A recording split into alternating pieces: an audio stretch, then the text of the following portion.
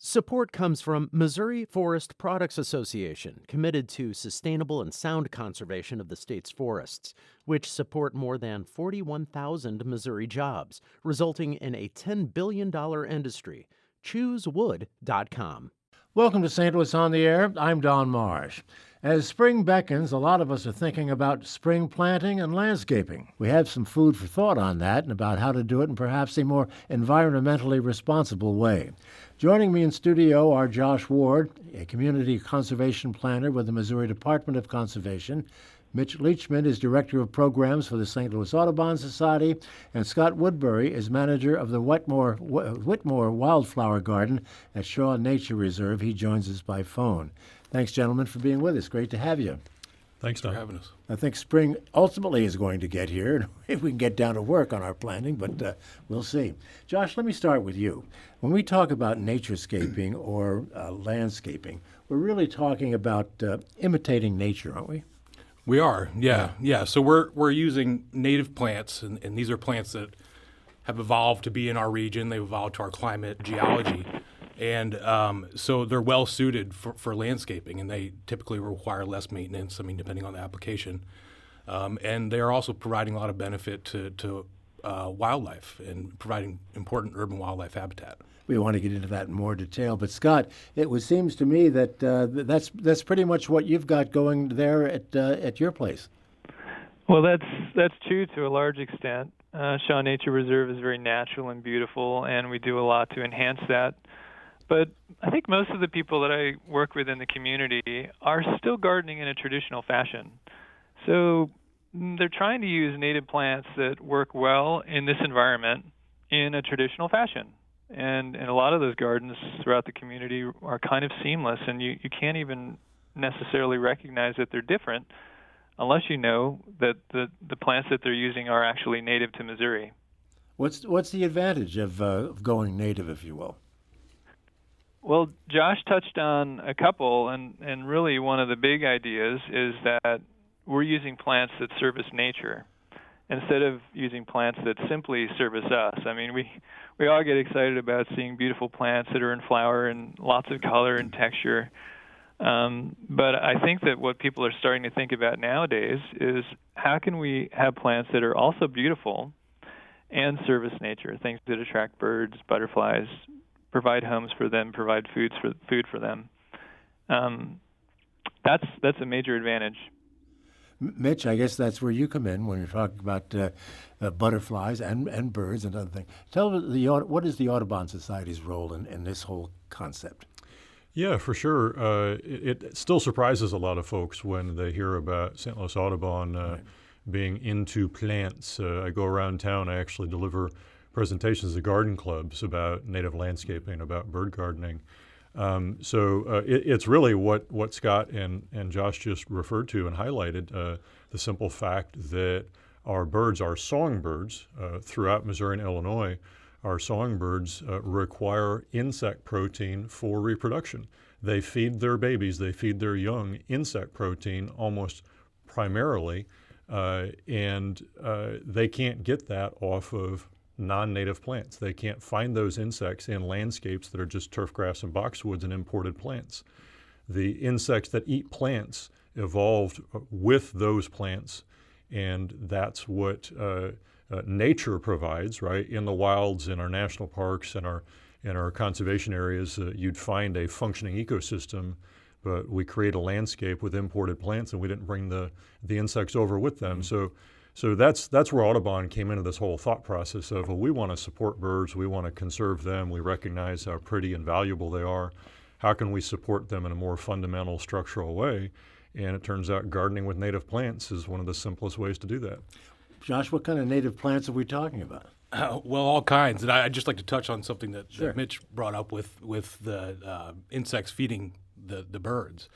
If you look at something like our oak species as a whole, there's several different species. They support over 400 different species of moths and butterflies. And those are all moths and butterflies that these birds are voraciously eating on, in the springtime when they're raising their young. When you look at some of the exotic species that didn't evolve here and more of an ornamental introduced from somewhere else, they can support as little as 0 Species of Lepidoptera, or moth and butterfly larvae. So, it really does make a difference with the wildlife. And, we don't just talk about trees. We talk about different shrubs, a lot of perennial wildflowers, some grasses. So there's a whole host of different kind of plants that we can use in these native landscaping applications. Are you basically suggesting that is that people just give up their lawn and just plant these native kinds of plants? No, I wouldn't say we're suggesting that. Some people do that. I see a lot of pictures that look like that's exactly what's been done. Yeah. I think it's always better to start small, and kind of get your bearing and learn what you're doing. But every little bit helps. And just a personal anecdote. At my old house, I planted a small native garden. I planted one common milkweed plant in there. Come monarch migration time, I had a monarch at that one milkweed plant actively laying eggs. And so it doesn't have to be big to make a difference. That's for sure. That's if that's I good. could jump in there. Dude, please. On the subject of lawn, I think that we all agree that lawn is really an important part of our home landscape, our home environment. We all, many of us have different uses of lawn. We recognize that it's important to have space for kids to run around and play. I've got a 12-year-old, and lawn is really an important part of what we do at home. And lawn also provides a frame for some of the native landscapes that people create. Much like a frame around a painting at a museum, a lawn or possibly a ground cover of a certain type of plant surrounding a native landscape can provide that border that makes the landscape look better. So the different uses of lawn, we're all about reducing some lawn, but as Josh pointed out, we don't want to encourage people to remove all their lawn at once. It really can be too much work to have to take care of that much garden, and it's also a shock to the neighbors if you do something like that. It's also a lot of work to mow the lawn. That's true, but it is. This brings up something that I talk about quite a bit, and so there are different styles of native landscaping, some of which require more maintenance than others. And if you look at a traditional landscape style, like you would see at Missouri Botanical Garden, or even at the Whitmire Wildflower Garden where I'm at, out here at Shaw Nature Reserve, parts of our garden are very traditional. You could walk down the path and have no idea that the plants that we're demonstrating are native to Missouri unless you read the label. And so if you use that style of gardening, where all the plants are in groupings, there is a significant amount of maintenance that's involved. It's just regular old gardening 101. Weeding, watering, mulching, keeping plants divided and trimmed and away from some of the other plants that might, be a little aggressive. But if you're gardening in a more naturalistic style, where you put some plants in the ground and allow them to spread from seed a little bit,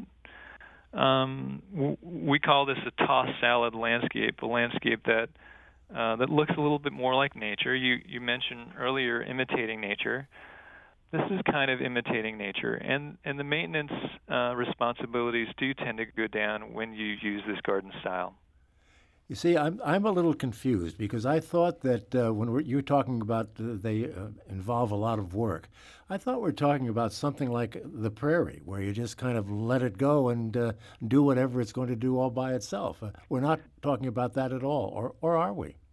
That's a part of what we do, and I think that a good example of how I can answer that is if you look at the landscapes at Alberici Corporation in Overland. The larger part of their, well, it's not new anymore, relatively new corporate campus is a seeded tallgrass prairie. But if you look at the courtyard and the entrance to Alberici, you'll see that they're very traditional arrangements of plants, where plants are grouped by certain types, and they're repeated along the walkway. And plants that are aggressive are avoided, and plants that are well behaved and stay well put, and probably are smaller, are used in these key areas where people are coming in and out of the building and driving in and out of the property. So there's a traditional garden style that's used in those key areas, and then the larger landscape, which might normally just be mowed turf grass, trees, and shrubs, is now a dynamic landscape that's full of a huge amount of diversity growing in the style of a tallgrass prairie. Mitch, I want to come back to you because Josh had mentioned a moment ago the monarch butterfly and the fact that it was laying eggs. We had talked a little bit off the air about the monarch. They can only exist on milkweed, isn't that correct? Correct. Yeah. So what is the situation, as far as you understand it, with regard to restoring the population of monarchs, which were in peril at one point? For sure. The monarch is a great example of what we were talking about earlier of native plants being required for those insects that are such an important part of the food web of the natural ecosystem. Because in this case, the monarch butterflies cannot reproduce in any other plant. The caterpillars themselves can't eat any other plant. Without milkweed, we don't have monarchs. So we have seen, first of all, tremendous variation in the monarch population in winter, and that's how the scientists are measuring that particular critter, the wintering population, the area that it occupies in Mexico, in the mountains, because it's almost impossible to estimate their numbers during the summer when they're spread out across most of the United States. But while that population has come and gone, it's been up and down. This past winter's observations have a significant increase in their wintering population, certainly over the last half a dozen years. It's still far below one of the high figures they had about 20 years ago, but we're very optimistic. Why do we need monarchs? Well, monarch itself, first of all, is a really cool critter, and that's actually where I come in today. So we may have started our program and we may have gotten into native plants as Audubon because of the ecology of birds and plants. But for me, on a day-to-day basis, I care about these things and I get fired up about it because it's so inspirational, it's so uplifting, it's so motivating to see nature in action, to see predators and prey, to see different critters, to see butterflies and moths and beetles in your own landscape or at your church or your school. And that's in contrast to that turf grass and boxwood lawn. You may want a turf grass and boxwood lawn because it's neat and tidy and you might like that look, but it's very rare. I don't know that I've yet come across anybody who's claimed to have been inspired by turf grass and boxwood. Monarchs inspire me. Go ahead, Josh. And when we talk about monarchs, I mean, it's probably hard to come up with a specific use for humans. I mean, one of the best things about them is it's just a really cool natural phenomenon. Yeah. I mean, these things, they migrate 3,000 miles over 3 countries, and they do this in about 4 or 5 generations. And so you think about the monarchs that are leaving Mexico are a different generation from the monarchs that are coming back to Mexico. Mm-hmm. So that's just really cool. But we also like to kind of lump other native pollinators in with the monarch butterfly. So we look at things like native bees. We have over 400 species of native bees in Missouri, and there's some studies that are documenting really high diversity in St. Louis of native bees. And these are critters that are pollinating 75% of our food crops and are playing a critical role in ecosystems. So, Scott, anything you want to add to that before I take a break? Yeah, I would. There are a few things that over the past 3 decades that I've been gardening in St. Louis that have really moved the native landscaping dial. And one of them is this relationship between monarch butterflies and milkweed plants. The effort that's gone into creating awareness about this relationship and the need to support monarch butterflies nationwide and worldwide has really moved the way people garden, and it's made milkweed plants rare in garden centers. It's hard to get your hands on them because people are buying them so fast. It's made interest in gardening, and our garden here at Shaw Nature Reserve grow, and we see far more participation in classes.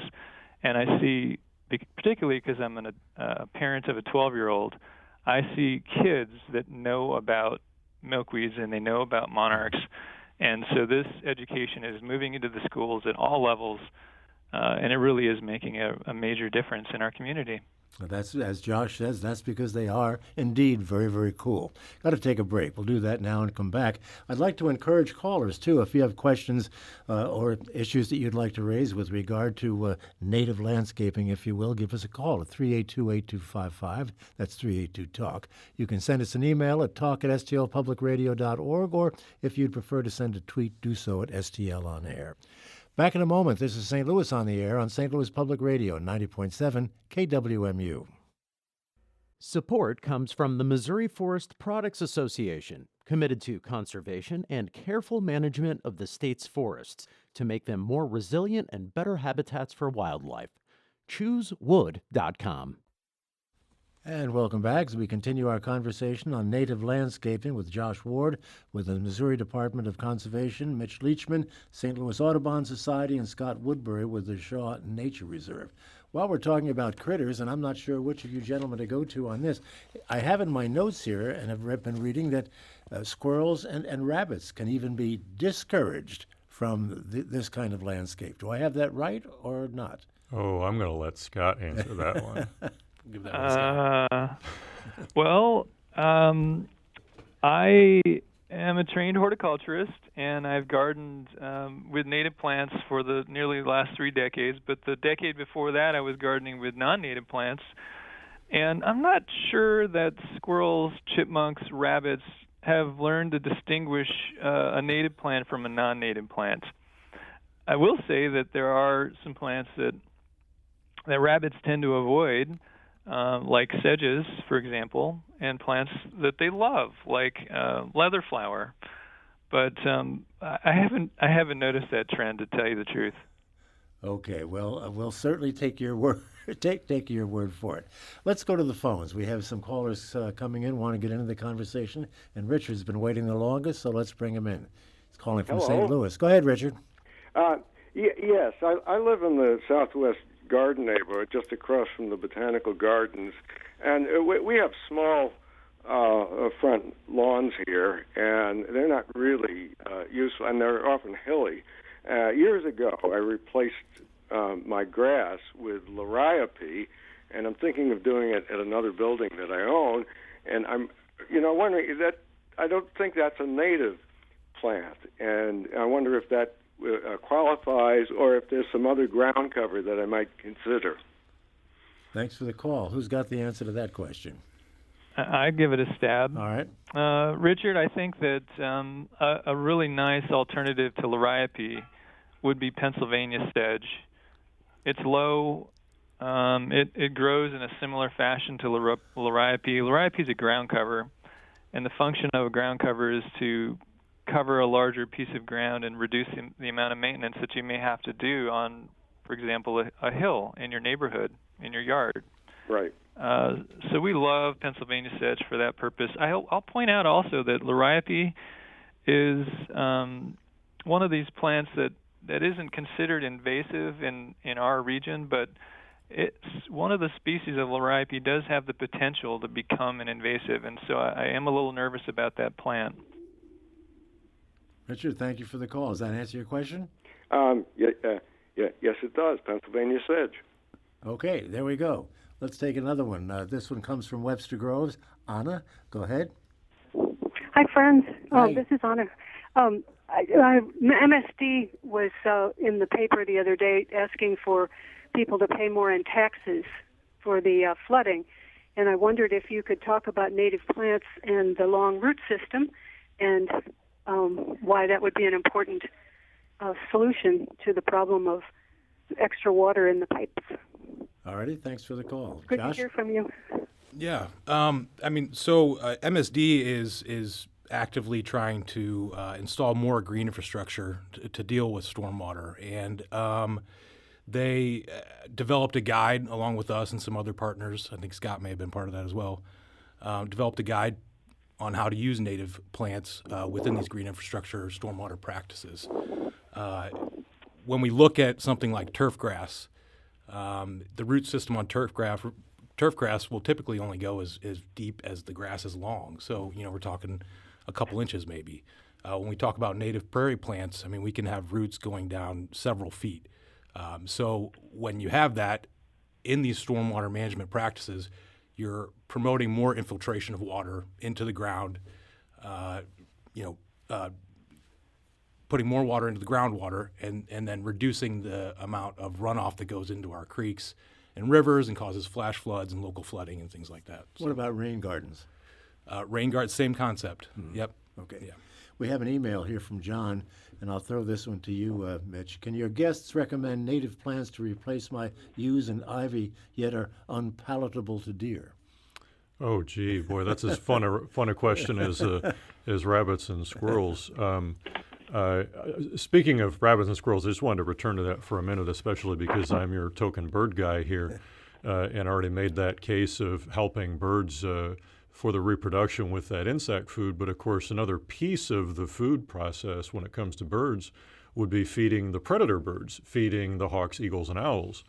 And so if somebody is concerned about, squirrels, chipmunks, rabbits in their landscape, the more habitat, the more of a natural system they have in place, the more of the top predators they're also going to have in some of those little plant nibblers might be taken care of by some of those large birds. As far as deer goes, we do know probably more than anything in this, and again, Scott might jump in on the end of this, but we do know that the more variety of plant material there is, in particular the more natural systems there are in a particular area, the less pressure there will be on any particular plant or planting or particular yard.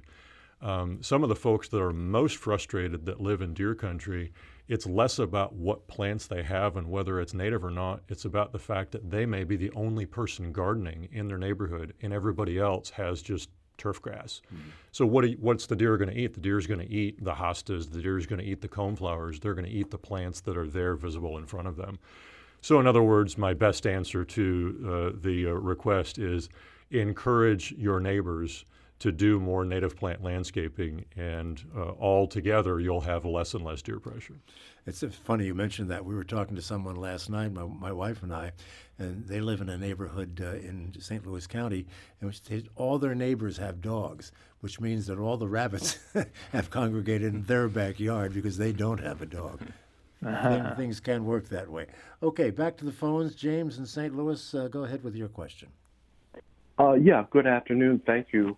A quick question. I know that there's some opportunities for a seed mix from Department of Conservation as an alternative to mow and grow, fescue out there, and a few other DNR State Department opportunities that way. But my question is, are you aware of any buffalo grass current plantings that would be germane to the replacement of the fescue mow and grow at this time for a low growth, kind of long lasting turf grass as a replacement there? I think maybe Scott, was that one you can take? Yeah, definitely. I have found that buffalo grass in eastern Missouri is not as good a choice as buffalo grass in Kansas City, for example.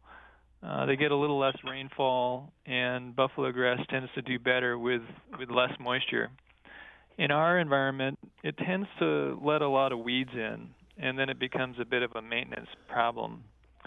Once it's established, have not found. It still is.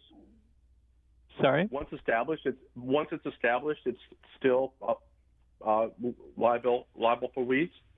Yes. Yeah, it really is. It lets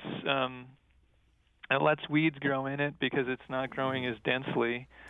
And so it does require some work to keep it just full of grass itself and without the weeds. Okay. Now, and that's not a problem. I just as an aside, we're working with Northside Oasis Community Coalition on North Grand with a MSD project of green infrastructure up there, and kind of looking for some alternatives to, using natives and different plant landscapes that would serve as suitable replacements, obviously, for what we're talking about with just short-rooted mow and growth type fescue. So appreciate that. Sure. Could I say one more thing about fescue? Sure. Go ahead. And that is that tall fescue I don't think anybody's really found a better alternative to tall fescue. If you're going to have foot traffic, it's the one plant that seems to do better than most for our region. I would say, though, that tolerating some weeds in our tall fescue is going to benefit the bee population. Mowing it at 3 inches instead of mowing it at 1.5 or 2 inches will also go a long way toward promoting some of the native bees that can find some habitat in a fescue lawn. So I think the name of the game is to not make it pristine, but to let a few weeds, to tolerate a few dandelions and a few violets. And I think that you will benefit wildlife if you treat your lawn a little bit differently. Thanks for the call, James. Speaking of bees, Mitch, how are we doing with the bee population? We heard so much about colony collapse a while back. Are we still faced with that? Well, an important distinction, and actually it was mentioned earlier when we first got started, is the difference between the imported European honeybees in the colonies that we're all familiar with versus our native bee species, of which across the continent we actually have about 4,000 species of native bees. It's an important distinction because the function of those different types of bees are very different. Everything that we talk about as far as native plants and our native ecosystem and nature across the continent was perfectly fine before we imported European honeybees. The colony collapse disorder that you specifically referenced was about European honeybees. It is not a phenomenon that is causing trouble with native bees. There are other issues that native bees are dealing with, and the one that probably concerns us the most, besides just habitat loss, which is a serious concern, climate change, both serious issues we could spend an entire show talking about, but the neonicotinoid pesticides that have been developed and are actually part of some plants and big box retailers, and they've been reported as serious problems in very specific issues in bee die-offs, native bumblebee die-offs in many situations around the country.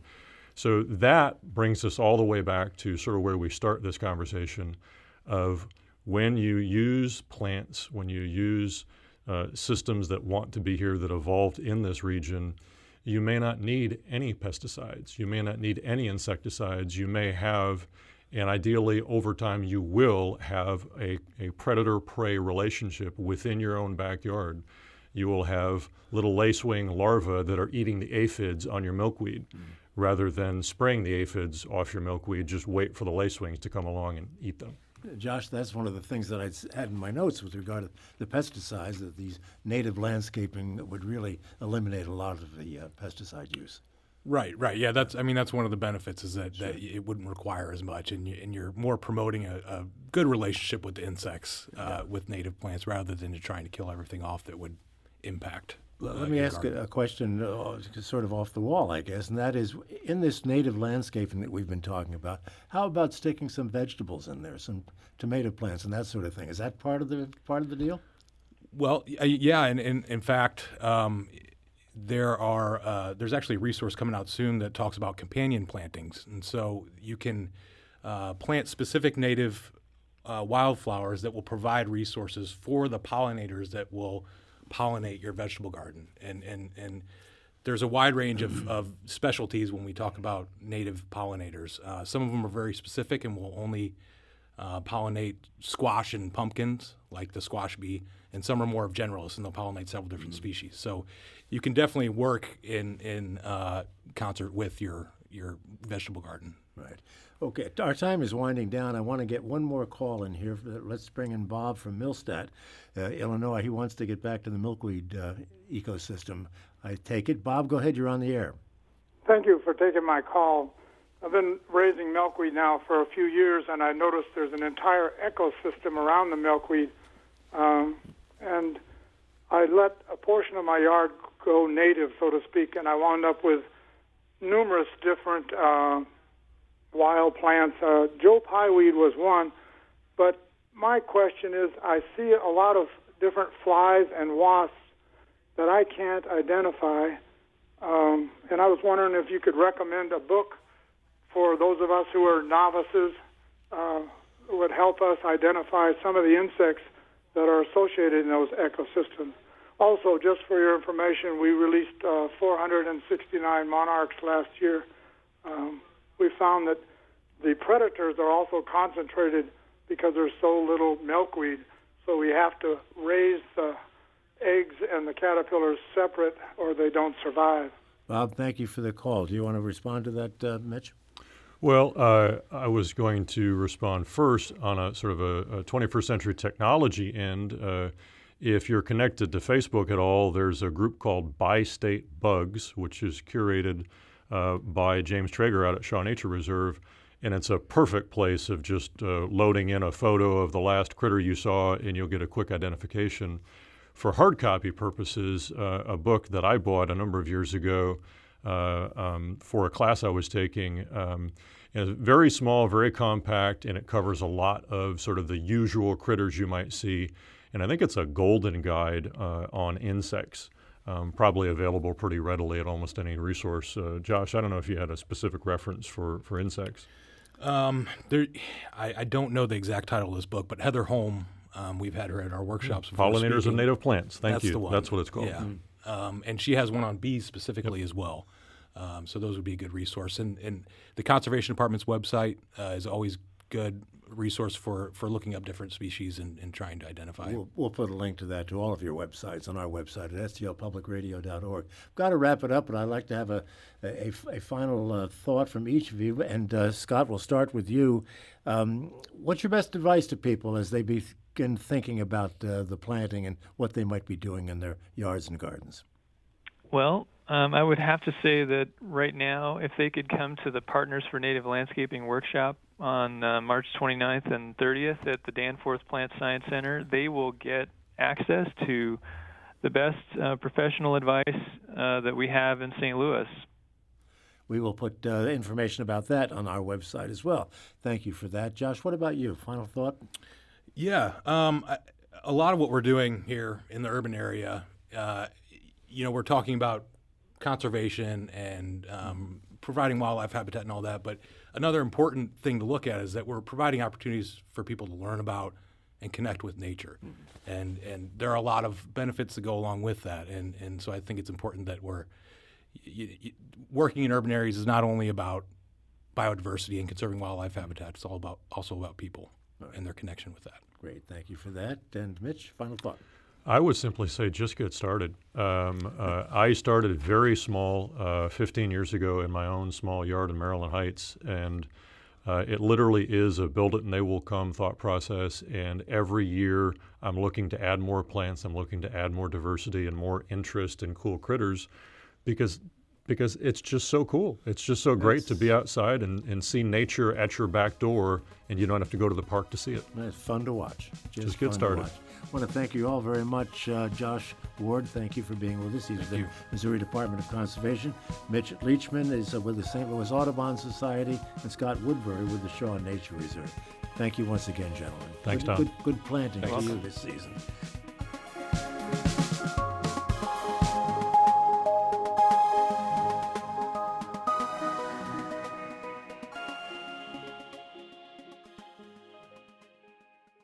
Support comes from the Missouri Forest Products Association, providing more than 41,000 jobs in the production of wood pallets, railroad ties, white oak barrels, hardwood floors, and more.